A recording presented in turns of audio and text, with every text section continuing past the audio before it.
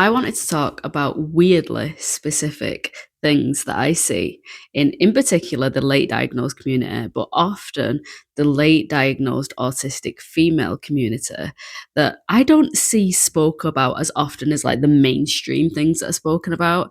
So I wanted to share them and see whether you agree with them and see which ones you would add, because they are not things that I see in everyday typical people. The first one is they crave intimacy, but they fear intrusion. So she may long for deep connection, but she struggles with people actually entering her space, whether that is emotionally or physically.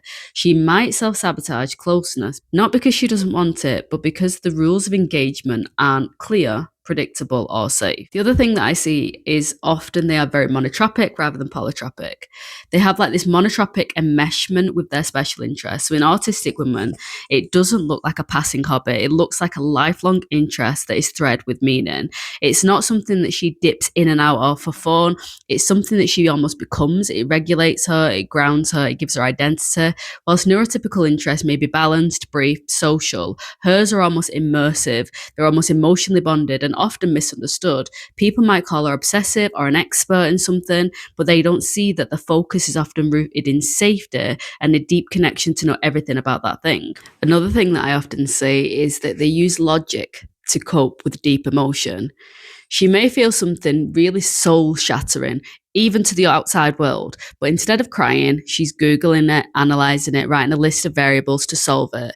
And it's not avoidance, it's more of like a navigating chaos inside her.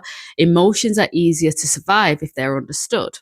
And although she knows she can't outthink her feelings, she tries to do it anyway.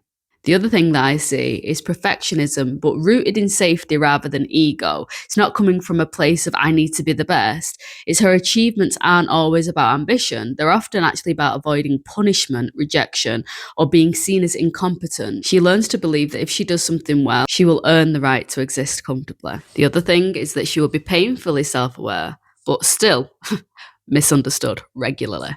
She can articulate exactly what she's feeling, why it's happening, what triggered it, yet still is accused of being manipulative, dramatic, or unstable because her clarity doesn't match a neurotypical's emotional delivery style, and people will often just not believe her because of this. But the thing that I say is exhausting attempts at being low maintenance.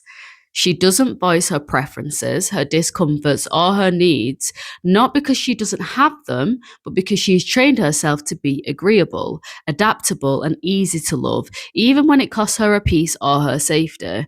Her silence is not ease, it's actually fear of being too much. Another thing is a constant internal dialogue of self checking. Was that too much? Did I make eye contact for long enough? Did they think I was rude? Should I hug them? What if I don't want to hug them? Should I still do it anyway? Whilst neurotypical women may do things occasionally, it's near constant.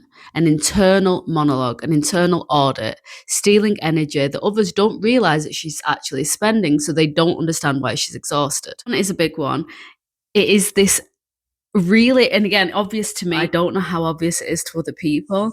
There is this merging in identity of autistic women that looks like the wisdom of somebody beyond their years with like this childlike wonder and innocence. And you will see both things like interchangeably, and it's really quite confusing, maybe to somebody who doesn't experience that.